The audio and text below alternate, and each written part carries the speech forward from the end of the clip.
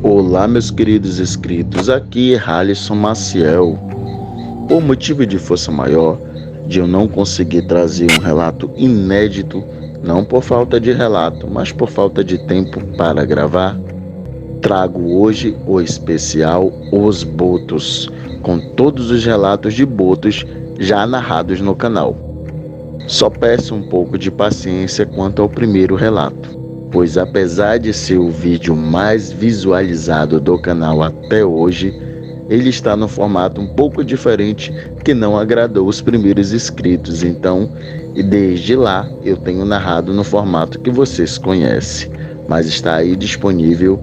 E também eu trago o remake desse relato, onde a própria pessoa conta com suas palavras, eu apresento os áudios, onde minha mãe, que foi a pessoa que passou pela experiência do relato, narra detalhe por detalhe de como foi a experiência. Espero que gostem.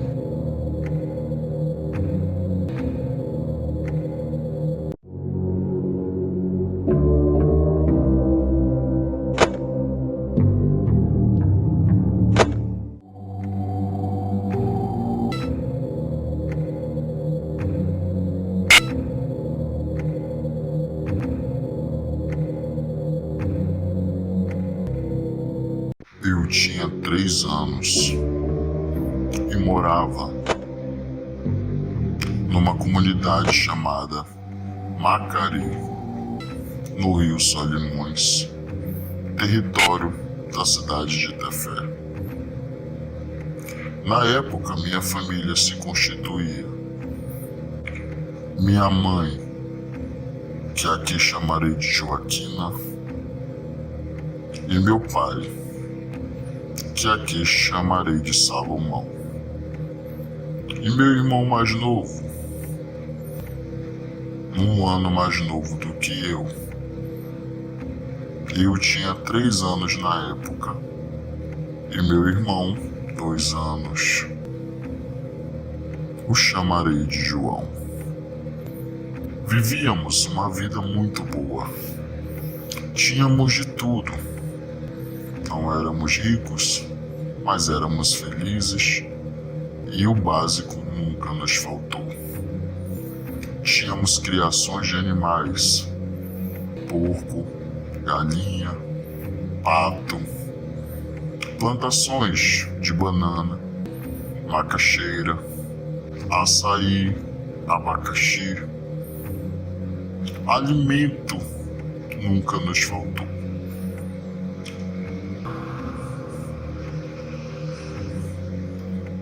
Nosso sítio também tinha uma grande e vasta área. Nossa vida era praticamente perfeita. Quase perfeita. Se não fossem os acontecimentos que agora eu vou narrar. Como eu disse, Júlia tinha 3 anos de idade, e todas as tardes ao anoitecer eu via 3 homens que vinham na frente da minha casa, fazendo gestos com as mãos, me chamando. E eles ficavam ali por horas. Mas o mais estranho é que só eu via esses homens. Meu pai, minha mãe, meu irmão, ou qualquer outra pessoa que por acaso estivesse ali, um vizinho, um parente, um visitante, ninguém mais via, só eu. E toda tarde esses homens me chamavam, acenando, gesticulando para os seguir, mas eu com muito medo não ia. E ninguém acreditava em mim, nem meu pai, nem minha mãe, e eu estava ficando perturbada. Mas um certo dia, apareceu um senhor na minha casa. Um senhor que todos o chamavam de curandeiro. Ele ganhava vida fazendo rezas, orações, ritos. E uma vez que ele foi rezar em mim, a pedido da minha mãe, ele incorporou uma entidade que disse que minha mãe devia me levar embora com toda a sua família o mais breve possível, senão algo terrível iria acontecer. A minha mãe, a pedido do curandeiro, pegou todas as coisas que pôde pegar, colocou meu irmão e eu na sua canoa e foi embora para nunca mais voltar na comunidade do Macari.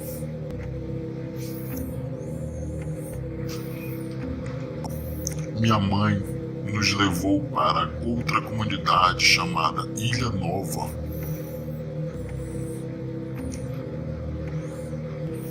onde morava minha avó, sua mãe, e por lá ficamos até o nosso pai aparecer, pois o mesmo estava em uma viagem de pesca. Deixamos tudo para trás, nossos bens, nossas terras, nossas plantações, nossas criações. Anos mais tarde,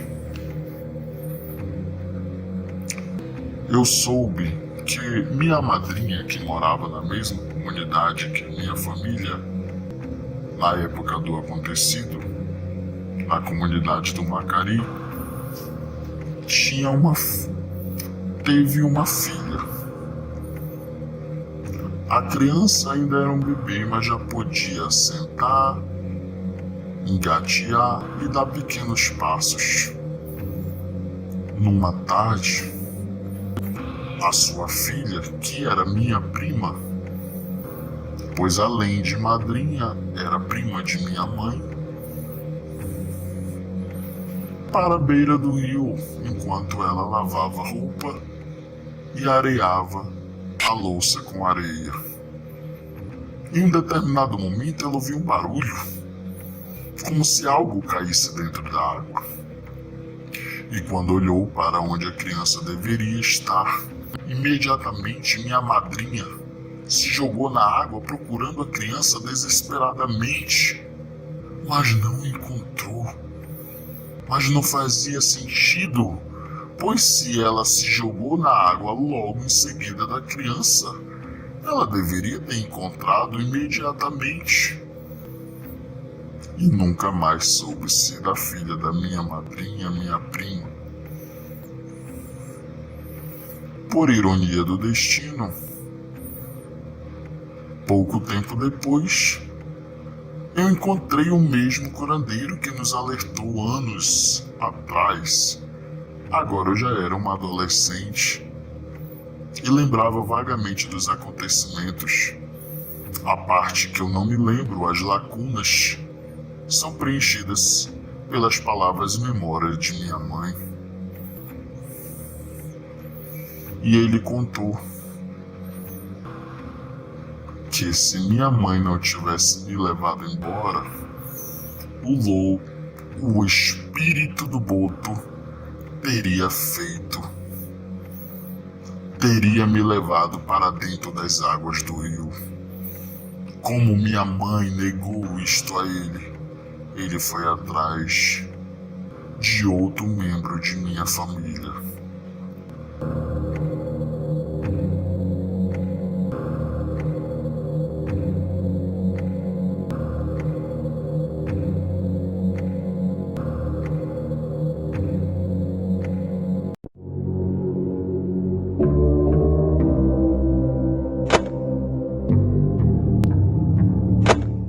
A lenda do Boto dispensa comentários. Todos conhecem a história do mamífero aquático da Amazônia que seduz as mulheres e por vezes as engravida. Porém, existe uma outra parte da lenda que conta que o boto leva as meninas jovens para as águas e estas nunca mais são vistas. Esse ato é chamado de encanto do boto. Porém, o relato que trago hoje é confirmado e contado pelos antigos moradores da cidade de Tefé, interior do Amazonas. Tefé é uma cidade a 595 quilômetros de rio a oeste de Manaus, na margem sul do rio Solimões, Alto Amazonas. No lago formado pela foz do rio Tefé, conforme o censo de 2020, sua população constava 59.547 habitantes. Os antigos contam que entre as décadas de 60 a 80 existiam na cidade as famosas sedes, que eram casas de show e dança, onde as moças e rapazes iam para socializar, dançar e paquerar. Vale ressaltar que estamos falando de uma época diferente da atual. Não existia a promiscuidade entre os jovens que existe hoje. Uma paquera levava dias e até semanas para render em um simples beijo. A maioria dos relacionamentos entre os jovens terminava em relacionamento sério. E são estes jovens, hoje, na faixa etária de 80 a 50 anos, que contam estas histórias, deixando viva a memória dos botos de Tefé. Por vezes eram vistos nas sedes jovens rapazes que chamavam a atenção, pois eram diferentes dos jovens locais. Dançavam muito bem e todas as jovens queriam dançar com estes rapazes. Considerados bonitos, eles tinham a pele mais clara, alguns tinham olhos azuis e cabelos loiros ou castanhos, totalmente diferente dos traços caboclos e indígenas dos rapazes da cidade.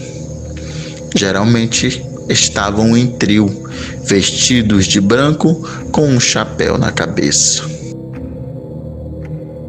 Os forasteiros eram odiados pelos rapazes da cidade, pois assim que estes chegavam, toda a atenção das jovens tefeenses eram para os recém-chegados. Mas ninguém sabia nada sobre esses rapazes. As moças entravam numa espécie de transe, pois elas só queriam estar perto deles. Não havia troca de informações sobre de onde eles eram. Sendo assim, não saberia até hoje quem seriam e o que queriam, se não fosse o que os moços fizeram no que será narrado a seguir. O mais estranho é que eles simplesmente sumiam. Quando chegava a madrugada dentro, ninguém lembrava de ver os rapazes sair. Ninguém via para onde eles iam. Em determinada noite, alguns rapazes locais, cansados de serem atrapalhados pelos forasteiros desconhecidos, decidiram prestar bastante atenção neles a noite toda, vigiá-los e segui-los para saberem de onde eles eram. E assim o fizeram. Quando finalmente o trio dançarino apareceu, os rapazes tefeenses não tiraram os olhos deles a noite toda e viram de madrugada os três saírem de fininho. E como sempre, as moças pareciam não se importar com o afastamento dos sedutores. Seria o transe? Nesta época, a iluminação pública era precária quando existia, ou seja, breu total nas ruas da cidade à noite, facilitando assim a investida dos jovens tefeenses seguindo os três forasteiros. O trio trio estranho caminhou pelas ruas em direção ao centro da cidade, pois a cidade era relativamente pequena nesta época e tudo era perto, sendo possível se mobilizar pela cidade apenas caminhando. Foram em direção às águas do lago da cidade, lago este que mais parece um mar. Em alguns pontos fica impossível ver a margem do outro lado. As águas do lago de Tefé banham as margens da cidade. Nesse ponto onde os 3 jovens se dirigiam, existia o que os moradores chamavam de remanso, onde as águas banhavam e as ondas das águas, aqui chamadas de banzeiro, batiam contra a terra. Distantes, escondidos, os jovens tefenses viram o trio misterioso entrar na água até mergulharem por completo e sumirem. Ficaram espantados, pois para onde iriam aqueles 3 loucos que mergulharam nas águas? E para a resposta e surpresa de todos, segundos depois do mergulho, viram e ouviram 3 botos boiarem, respirando e nadando para distante até desaparecer. Essa história é contada pelos antigos e esse relato se tornou parte do folclore e da cultura da cidade. Próximo à margem onde os jovens se transformaram em botos, foi construída uma praça que recebeu o nome que tem até hoje de Praça Remanso do Boto.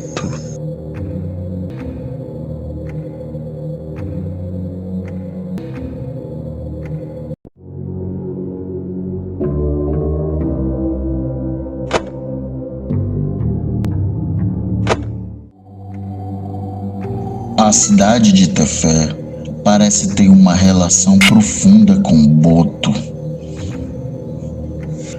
Não são raras as histórias de moradores que tiveram ou conhecem famílias que tiveram experiências com o ser das águas que encanta as mulheres.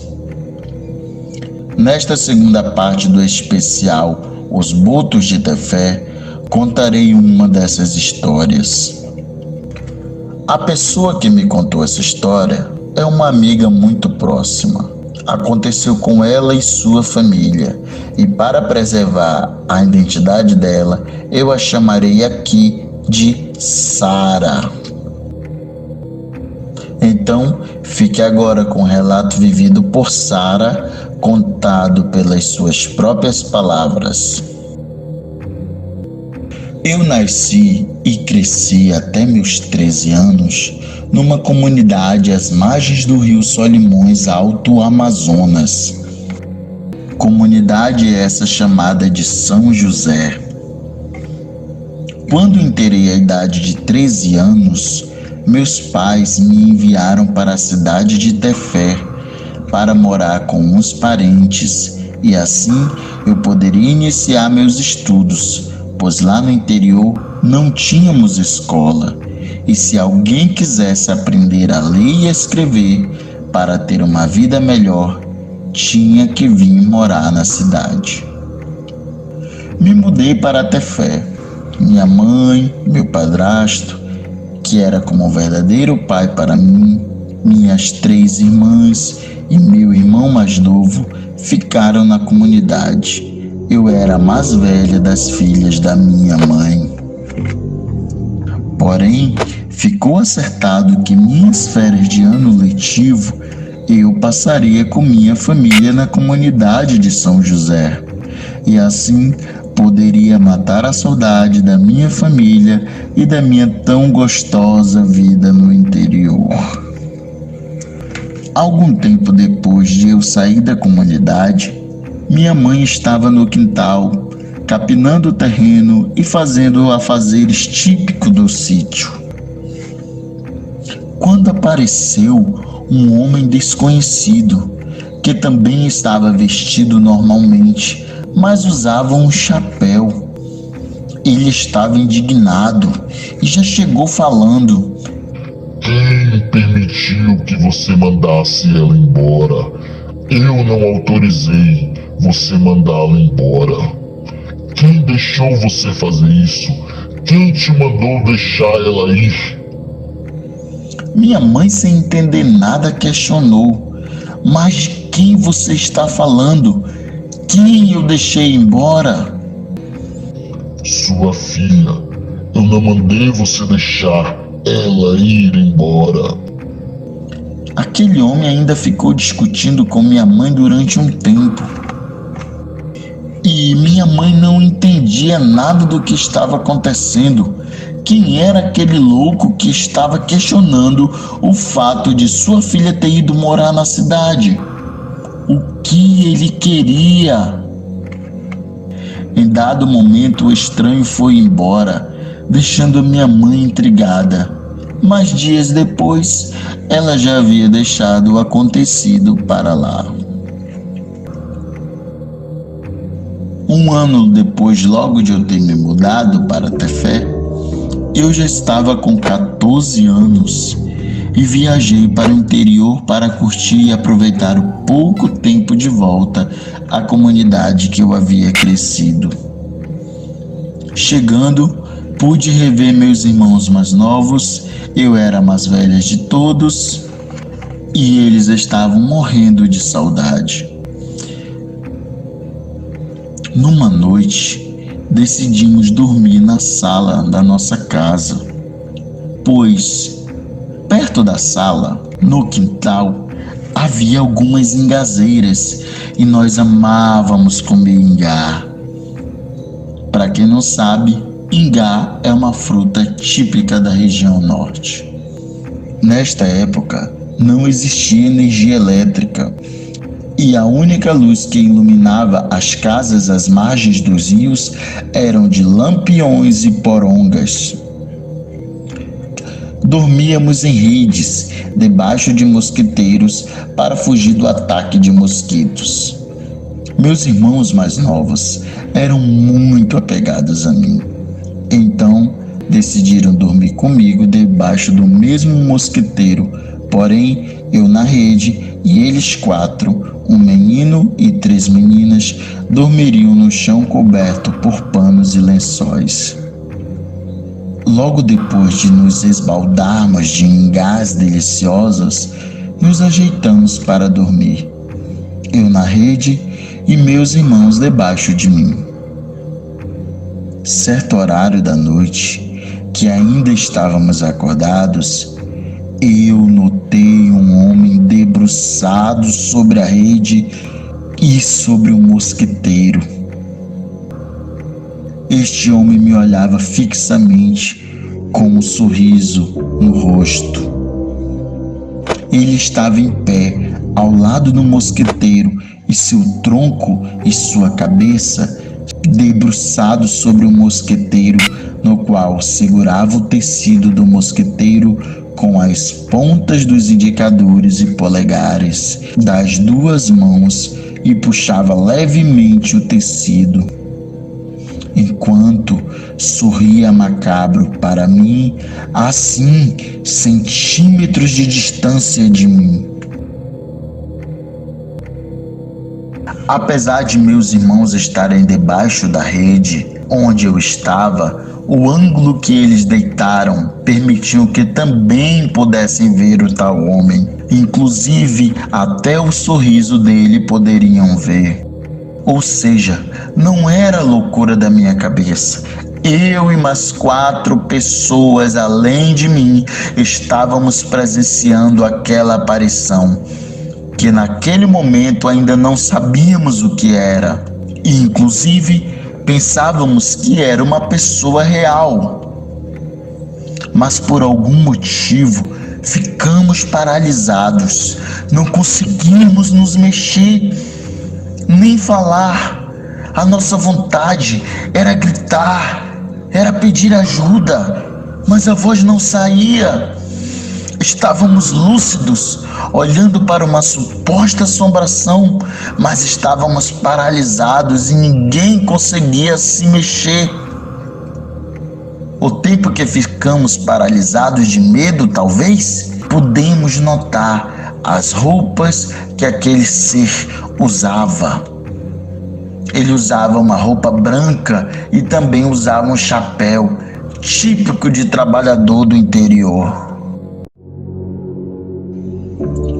Não sei informar quanto tempo ficamos nesse estado catatônico, mas ele foi quebrado por uma das minhas irmãs, que foi a primeira a se livrar dele e gritar: "Mãe, tem um homem aqui, mãe!" Disse isso e saiu correndo, levando e derrubando rede, mosquiteiro, lençol e tudo que viu pela frente numa confusão grande.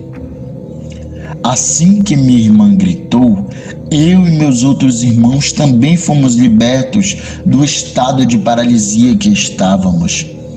E seguimos a mesma ação da minha irmã.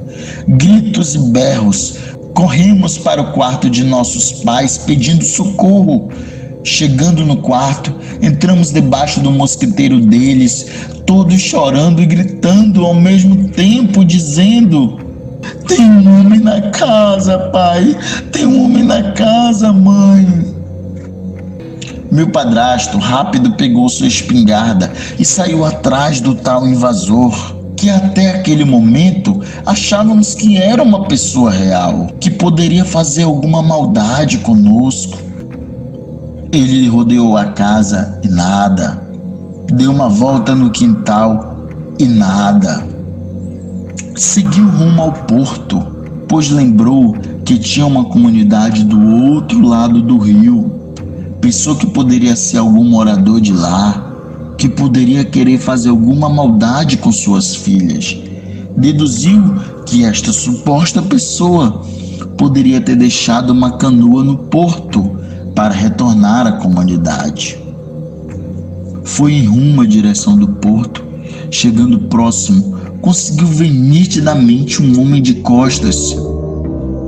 Estava vestido roupas brancas e um chapéu, as mesmas descrições que eu e minhas irmãs tínhamos vistos. Apesar de ter sido muito rápido e o homem estar de costas para o meu pai, de costas para o sítio, ele viu as suas características enquanto o homem se jogou na água.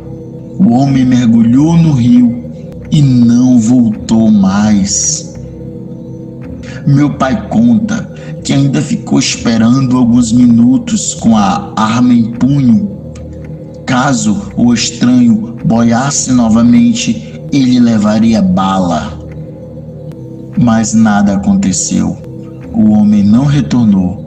Apenas os botos que boiavam aos montes, respirando, fazendo aquele som típico do boto quando respira na superfície. Depois desse acontecido, foi revelado à minha mãe que a entidade que chamam de Oboto só iria sossegar de não querer me levar se minha mãe fizesse algumas rezas e procedimentos que não vale a pena relatar aqui. E sim, minha mãe fez, e realmente nunca mais a entidade apareceu para mim tentando me levar. Porém, nessa comunidade, ainda até os dias de hoje, pessoas desaparecem, adultos, crianças, homens, mulheres, de diferentes idades, simplesmente não são vistas mais. Algumas dessas pessoas são vistas pela última vez próximo às margens dos rios.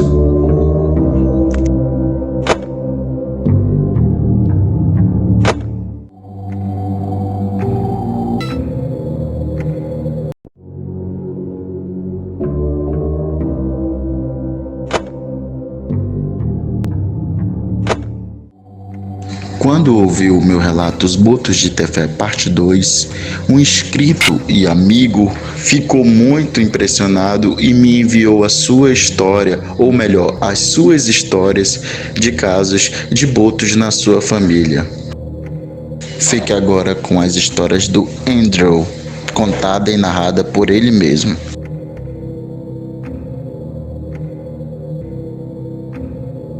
Todas essas histórias aconteceram com minha família no estado do Pará. Eu tenho 3 primas que sofreram o ataque de botos. 2 tiveram que vir para Manaus, tem alguns anos atrás. Eu digo alguns anos,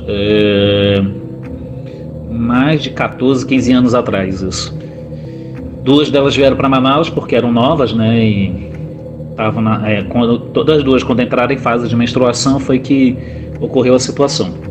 E uma outra era mais velha já, nos seus 30 e poucos anos de idade. Ela veio para Manaus muito assustada, apavorada, sendo que ela foi a primeira, as outras 2 foram depois. A Socorro, que estavam conversando na cozinha e tal, e a minha tia disse bem assim: minha filha, fecha a janela porque já está escurecendo, vai começar a ter ataque de carapanã. Ela, tá bom. Então ela foi fechar a janela e ela olhando para todo mundo, falando e fechando a janela. Quando ela sentia que alguma coisa a impediu de fechar a janela por completo, ela viu uma mão muito branca. E quando ela abriu a janela, que ela olhou, era um homem, todo de branco, com um chapéu branco, e os olhos totalmente brancos. E ela se assustou, ela gritou, e aí ela disse que aquilo foi para cima dela. E ficou assustada, porque todo mundo viu que alguma coisa passou, porque também a janela se balançou e tal, como se tivesse fugido. Coisa de boto é uma coisa séria, né? Embora para muitos seja só uma lenda. Que uma delas, eu acho que era... Eu esqueci o nome delas, que assim, eu não tenho muito... Eu não lembro muito delas assim, porque também vim embora para Manaus, né? Eu sei que uma delas, quando entrou, a família morava na beira do rio, no interior, como até hoje eles moram. E a minha prima, quando ela entrou em fase de menstruação, ela deixou a menstruação vazar por entre as brechas das madeiras e pingar na água. Então isso atiçou os botos que estavam por perto, né? Então toda noite os botos ficavam cutucando por debaixo do chão, né? E ela começou a adoecer. E ela dizia realmente que tinha um homem que vinha vê-la toda noite. E ela estava apavorada. Aí teve uma vez que acordaram, acho que foi minha tia que acordou. Essa situação, quem me conta toda é a Socorro, né? Que foram ver cadê a menina na rede. Ela não estava na rede. Aí foram procurar, a porta da casa estava aberta e ela estava no trapiche, né? Acho que chamam isso. Que é próximo da casa dela, né? Na beira, assim, e ela já ia se atirar e ela se ia atirar no rio. Seguraram ela, foi quando ela acordou do estado de transe. Aí foi quando ela veio primeiro para Manaus.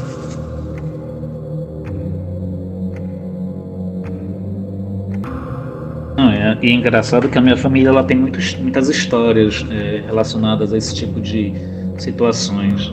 Tem história com boto. A minha própria avó, a mãe do meu pai, ela quando nova, ela era uma negra linda, negra dos olhos azuis.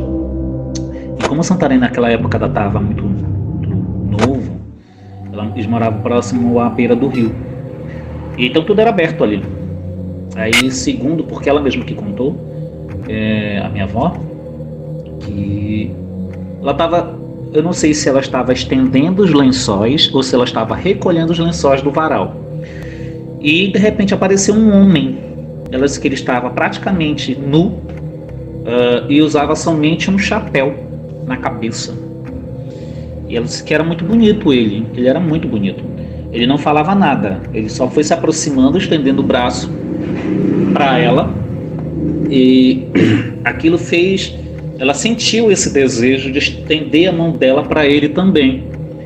E quando foi o meu bisavô viu aquilo, ele chamou pelo nome dela e assustando e acordando daquele estágio de transe, que ele pegou a arma, alguma coisa assim, não sei se era espingarda, alguma coisa, e correu atrás do homem. E aí foi quando ela que viu que ele mergulhou no rio e quando voltou aquele boto. E ela ficou atordoada e ela passou um bom tempo sonhando com ele. Mas graças a Deus não aconteceu mais nada.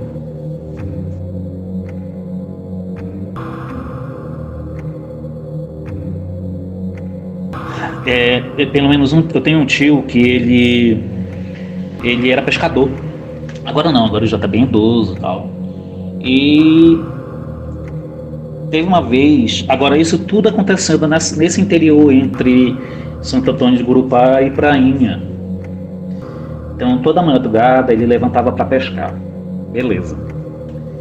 Então tinha o trapiche novo e tinha o trapiche velho. Por que trapiche velho?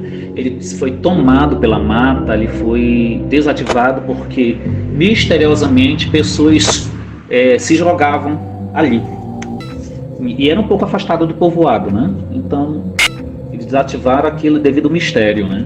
Porque crianças que às vezes do nada, quando as pessoas se davam de madrugada, as crianças não estavam mais nas suas camas, nas suas redes, nos seus berços, e quando procuravam, eles estavam lá se jogando na beira do rio. Então eles desativaram porque eles perceberam que aquele trapiche tinha alguma encantaria ali. E toda vez o meu tio indo pescar sempre pediam para que nenhum dos pescadores falassem nada perto do trapiche. Uma vez meu tio esqueceu. Aí quando eles chegaram de uma pescaria de dias, aí eles passaram pelo trapiche velho para poder chegar ao povoado, né? Aí eu disse: Washington, que horas que tu vais querer me encontrar aqui?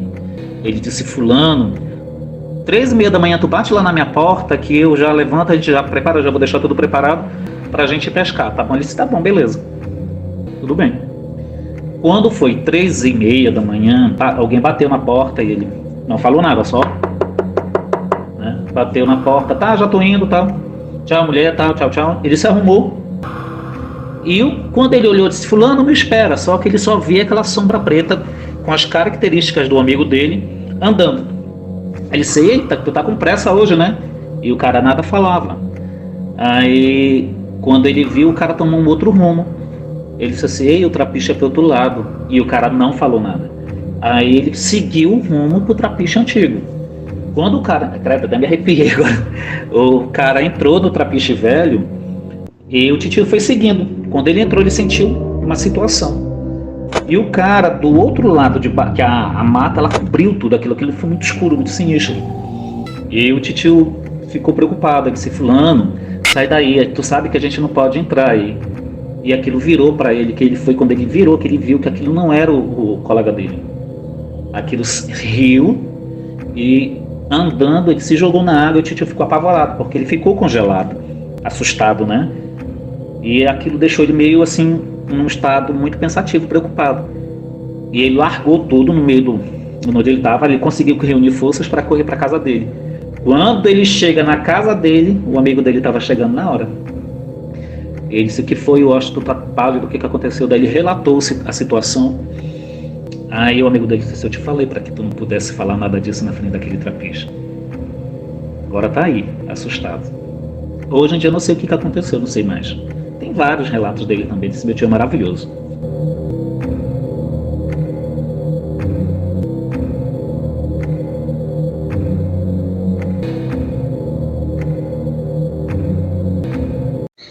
Boa noite, pessoal. Aqui é o Halisson Maciel e eu sei que eu ando muito ausente do canal, muito ausente. Mas, sem desculpas, vamos de relato que não é novo, gente. Eu já contei esse relato aqui, eu já enviei ele para outros canais onde já foi contado. Esse relato, quem conta ele é minha mãe. Sim, gente, minha mãezinha. E quando eu escrevi os relatos antigamente, eu contei do jeito que eu me lembrava naquele momento da história.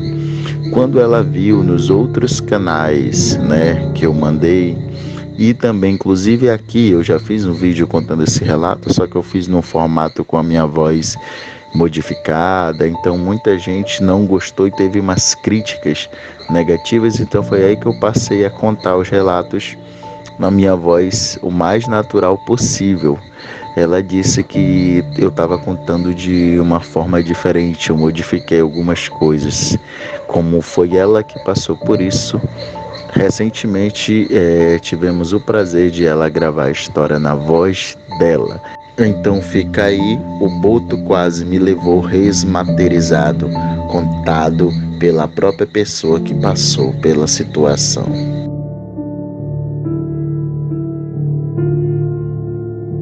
Seu várias vezes, às vezes o papai ainda dava palmada em mim para me aquietar, que ele não via nada, ninguém via nada, nem a mamãe.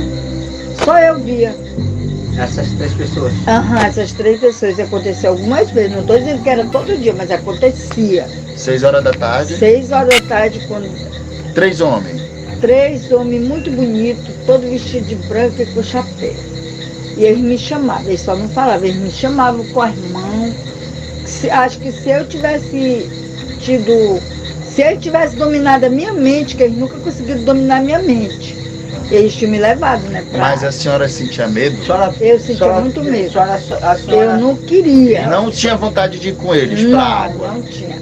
Aí Quer dizer tá. que ele saiu da água, né? Só pode ser.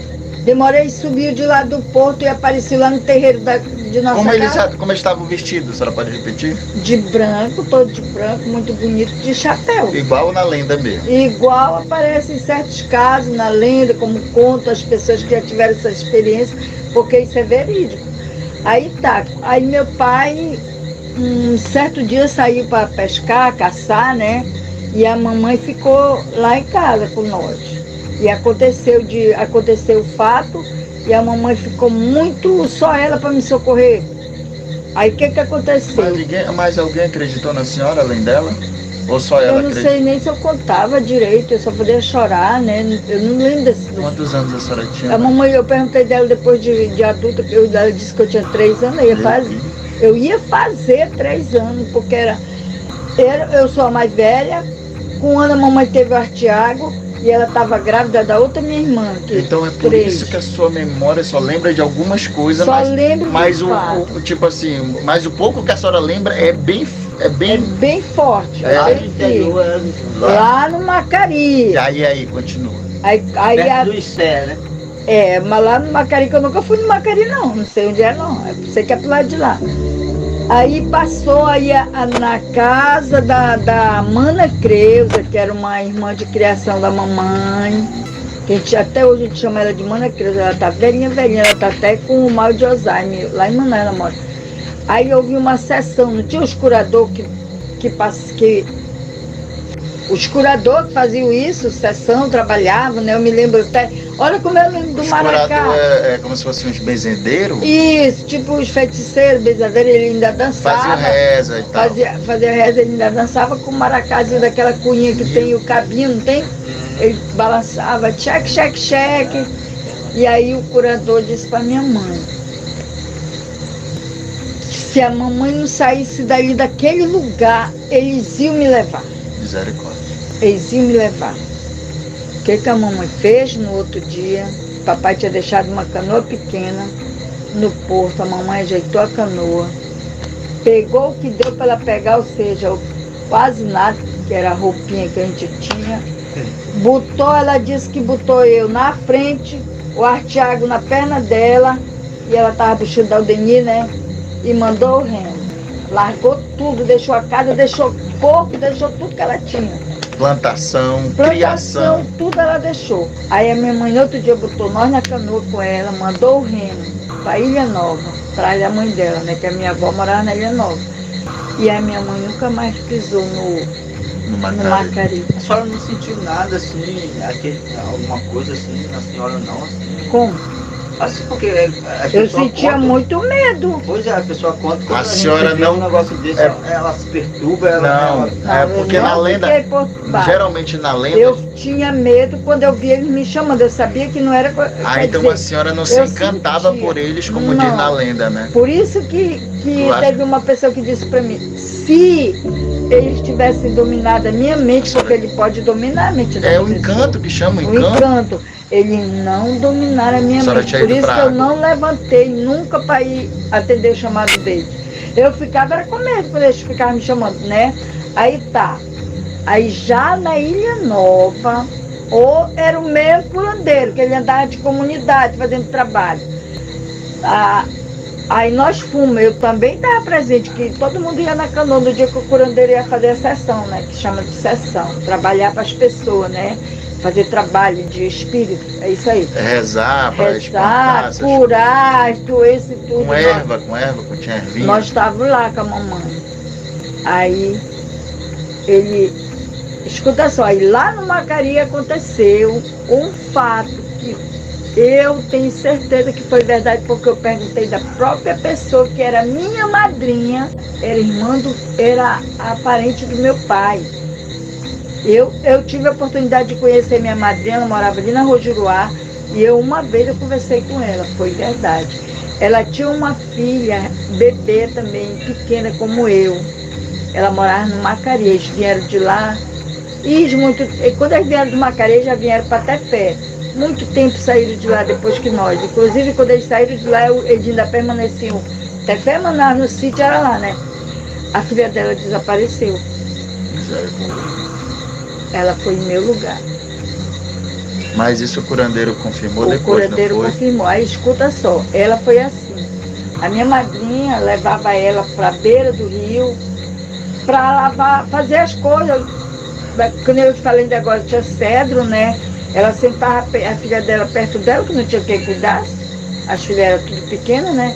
Sentava a criança que já sentava, também significa que ela tinha quase a minha idade, ou mais do que a minha idade, não sei a idade dela. E aí ela estava lavando vasilha, lavando a roupa. Demorou a menina cair dentro d'água. Até hoje, Nunca achar. nunca acharam nem o corpo e nem a menina, viva nem morta. Aí o curandeiro lá nós estava, que o espírito do maligno sabe também das coisas. Sabe. Aí o curandeiro fala que eles tinham levado uma menina no meu lugar. No caso era foi da a sua filha família. da minha família, filha da minha madrinha. Além de ela ser parente do meu pai, parece que ela era tia do meu pai, ela era minha madrinha de batismo, a filha dessa mulher. Inclusive meus padrinhos de batismo no católico era o tio Jackson. Meu padrinho de batismo é o meu tio Jackson, irmão da mamãe, e essa tia do meu pai que morava lá. Diz a nossa palavra. A nossa palavra tem cuidado com o que sai da sua boca. Isso, cuidado com o que sai da sua boca. Um dia eu era solteira, jovem, eu tinha um cordão muito bonito, eu tinha minhas joias, às vezes eu ganhava de presente, às vezes eu comprava, eu usava joia. Aí a gente ia inaugurar o flutuante, que era quando a Brahma veio aqui fazer um flutuante, aqui, frente à cidade de Tefé, frente à praia. Mais ou menos. Ixi, era no... Antes de eu nascer, né? Com certeza, eu ainda era solteira. Anos 80. Isso, era nos anos 80. Aí eu estava lá nessa comemoração, que era a inauguração do flutuante. Aí foi convidado o pessoal de Tefé, né? Para inaugurar esse flutuante que a Brahma veio fazer aqui em Tefé. Aí eu me lembro que eu subi lá para cima do barco, eu não queria estar lá. Não sei, eu subi lá para cima do barco de 2 pisos, eu sentei lá em cima, fiquei olhando aquilo. Olhando a noite bonita, era de noite, assim, eram mais 7, 8 horas da noite, não era tarde não, porque ia terminar umas 9 para 10 horas a inauguração. Porque parece que tinha pessoas que veio de Manaus não podiam estar de dia na inauguração, entendeu? Aí eu tô lá em cima no barco, aí demorou a ouvir boto boiando. Assim, aquela hora da noite, boto boiando, né? Esquisito, né? Aí, Bela, eu vi aquele boto bolando lá, repete aí, cuidado Com o que sai da sua boca. Eu falo na brincadeira, tipo uma brincadeira, eu falei. Peguei o meu cordão e disse assim, vou jogar esse cordão pro boto mais bonito. Joguei meu cordão dentro do tacho. Cuidado com o que sai da tua boca. Bela, quando eu dei fé. Boto, boiando ao redor do barco. E os botos são competitivos, né? Todos eles querem ser o Boto. mais bonito. Bela, quando eu vi aquilo, eu lembrei do negócio dos botos. Olha eu com medo. A senhora lembrou da infância? Lembrei, Jesus do céu, me ajuda, tenha misericórdia. Não é que eu te clamo por Jesus. Senhor Jesus, me tira daqui, mas eu nunca fiquei doida. Não é que tem gente que é doida? Graças a Deus. Nunca. Por isso que eu digo, Bela, Deus tinha propósito na minha vida e Ele realmente me escolheu desde o ventre da minha mãe.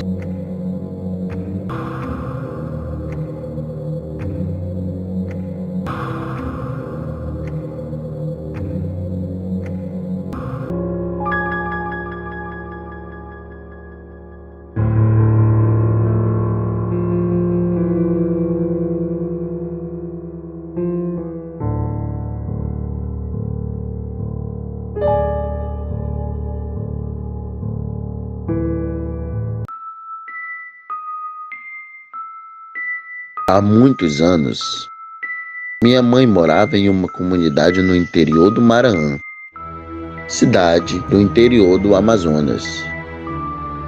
Uma região cercada pela beleza serena do rio Copeá. Sua rotina era marcada por hábitos simples, e ela estava acostumada a lavar roupas na beira do rio quase todos os dias. Em uma certa manhã, o sol ainda timidamente emergindo no horizonte, ela estava grávida e começou a lavar as roupas como de costume, ouvindo o suave som da água fluindo ao seu redor. O rio, com suas águas cristalinas, sempre lhe proporcionava uma sensação de paz e conexão com a natureza. Enquanto mergulhava as peças de roupas no rio, em certo momento ela percebeu um som estranho, como se alguém estivesse andando na margem do rio, logo atrás dela. Sentindo-se um pouco inquieta, ela se virou rapidamente para ver o que poderia ser. Para sua surpresa, lá estava um homem de branco, de aparência bem misteriosa, viu? Seguindo seus passos com pressa em direção à sua direção. Preocupada, ela se levantou apressadamente e começou a subir o barranco íngreme, procurando um lugar seguro para se afastar do tal desconhecido.